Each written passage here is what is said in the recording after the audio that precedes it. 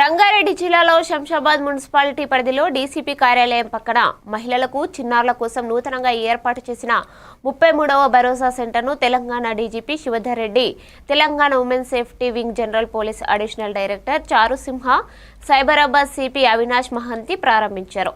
మహిళలు, చిన్నారులపై జరుగుతున్న అఘాయిత్యాలను అడ్డుకోవడానికి శంషాబాద్లో నూతన భరోసా సెంటర్ను ఏర్పాటు చేయడం జరిగిందని తెలిపారు.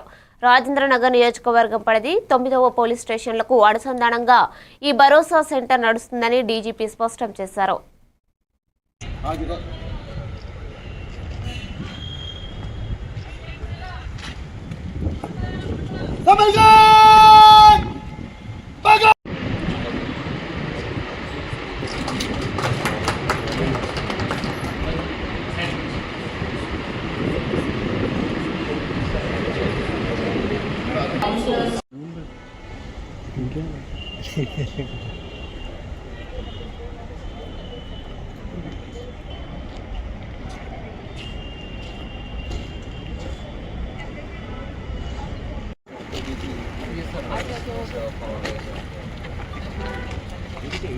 Thank you so much for this. Thank you.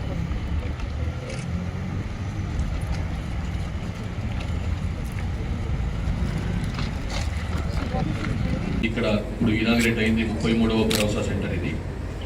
ఇది బేసికల్గా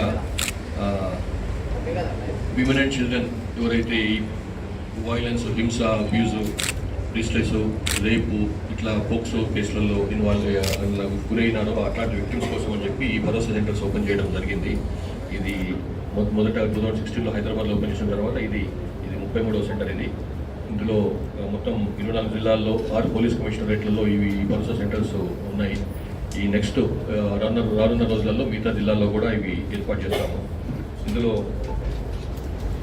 ఈ ప్రభుత్వంలోని department of women development and child welfare department, తర్వాత విమెన్ సేఫ్టీ వింగ్ మన